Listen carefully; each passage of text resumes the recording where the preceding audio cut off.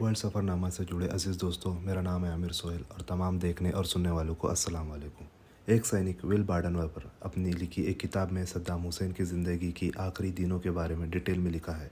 इस किताब का नाम the prisoner in his palace, his American guard and what history left and set, जिसमें बाडनवेपर ने लिखा है जब उन्होंने सद्दाम को उन लोगों के हवाले किया जो उन्हें फांसी देने वाले थे तो सद्दाम की सुरक्षा में लगे सभी सैनिक की आंखों में आंसू थे। बाडनवेपर ने अपनी किताब में लिखा है कि हमने सद्दाम को एक सन की हथियारे के रूप में कभी नहीं देखा, हमें तो वो अपने दादा की तरह दिखाई देते थे। सद्दाम इराकी जेल में अपने अंतिम दिनों में अमेरिकी सिंगर मैरिज ब्रेजा के गाने सुना करते थे। वो अपने एक्सरसाइज बाइक पर बैठ घंटों गाना सुना करते थे। इस बाइक को बोनी कहते थे। सैनिक ने अपनी किताब में लिखा कि उनको मीठा खाने का बहुत शौक था, वो हमेशा मफिन खाने के लिए कहा करते थे। बाडनवेपर ने किताब के एक चैप्टर में लिखा है कि अपने अंतिम दिनों में सद्दाम का जेल के सभी लोगों के प्रति व्यवहार बहुत विनम्र हो गया था। उन्हें देखकर नहीं लग रहा था कि वो अपने ज़माने में बहुत कठोर इंसान थे। सद्दाम के व्यवहार में इतना ज़्यादा बदलाव था कि उनको देखकर तानाशाह शासक वाली उनकी इमेज बिल्कुल ठीक नहीं लगती थी। सद्दाम को कोई बार सिगार पीने का शौक था। इन सिगार को सद्दाम हुसैन गीले वाइप्स के डब्बे में रखते थे। एक सैनिक ने इस शौक के बारे में जब सद्दाम हुसैन से सवाल किया तो उन्होंने जवाब देते हुए कहा कि सालों पहले फिडेल कास्ट्रो ने उन्हें पीने सिखाया था, तब से ही वो इसे पीने लगे और ये उनके शौक में शामिल हो गया। बाडनवेपर ने अपने एक्सपीरियंस के बेस पर लिखा है कि सद्दाम को बागबानी का बहुत शौक था और वो जेल में उगी झाड़ियों तक को भी पानी से सींचते थे। सद्दाम हुसैन के बारे में कई बातें फेमस है। उनमें से एक बात यह है कि सद्दाम हुसैन की कुछ अजीबोगरीब आदतें थी जो दूसरों से बिल्कुल अलग। सद्दाम हुसैन सन की तानाशाह इराक के लिए लड़ने वाले लोगों के रूप में याद किए गए। सद्दाम हुसैन की कुछ आदतें इतनी अजीबोगरीब थी जो कि दूसरे किसी इंसानों में नहीं देखी गई। ऐसे ही कुछ आदतों के बारे में हम आपको बताने जा रहे हैं। वो अपना नाश्ता एक साथ नहीं करते थे, बल्कि वो अलग अलग पार्ट्स में नाश्ता करना पसंद करते थे। पहले आमलेट, फिर मफ़िन और उसके बाद ताज़े फल। सद्दाम की एक अलग ही आदत थी, अगर गलती से उनका आमलेट टूट जाए तो वो उसे नहीं खाते थे। उनके लिए दूसरा तुरंत आमलेट बनवाना पड़ता था। बाडनवेपर ने अपनी किताब में सद्दाम हुसैन से सुनाई गई एक कहानी को भी लिखा है। इस कहानी में बताया गया है कि एक बार सद्दाम ने अपने बेटे की क्वालिटी की स्टोरी सुनाई थी। सद्दाम के बेटे उदय हुसैन ने एक पार्टी के दौरान अपने बंदूक से फायरिंग कर दी, जिसमें कई लोग मारे गए और घायल भी हुए। इस बात से नाराज सद्दाम हुसैन ने अपने बेटे के सभी कारों को आग लगाने का हुक्म दे दिया था। फिर सद्दाम ने ज़ोर से हंसते हुए बताया कि उस समय उनके बेटे के पास बहुत सारी महंगी कारें थी, जिसमें रॉल्स रॉयल्स, फरारी और पॉश भी शामिल थी। आग लगाने के बाद ज़ोर से हंसते हुए सद्दाम लगातार आग की लपटों को देख रहे थे।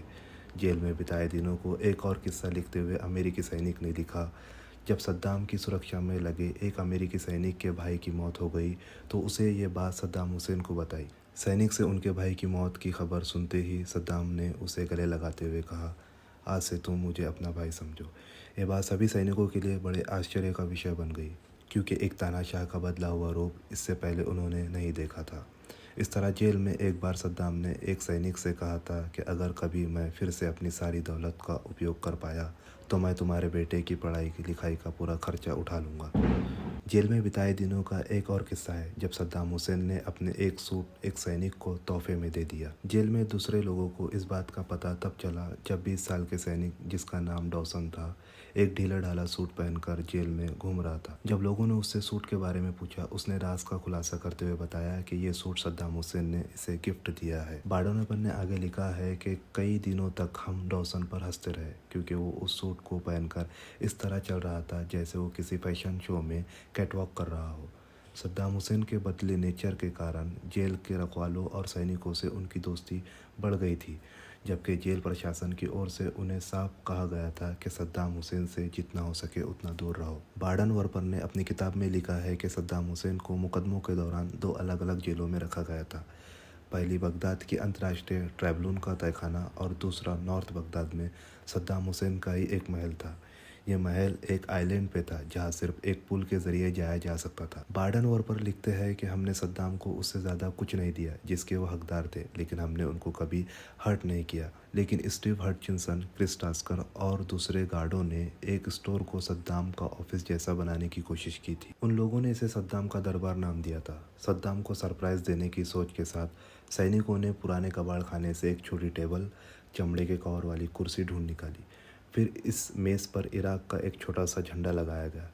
बाडनवेपर ने आगे लिखा, इन सब के पीछे सैनिकों के मन में सिर्फ एक बात थी कि जेल के अंदर सद्दाम हुसैन को इराक के शासक के तौर पर महसूस करवाना चाहते थे। जैसे ही सद्दाम हुसैन उस कमरे में दाखिल हुए, एक सैनिक ने उन्हें बड़ी इज्जत से कुर्सी पर बिठाया। सद्दाम कुर्सी पर बैठते हुए ज़ोर से मुस्कुराए। इसके बाद ये सिलसिला कई दिनों तक जारी रहा।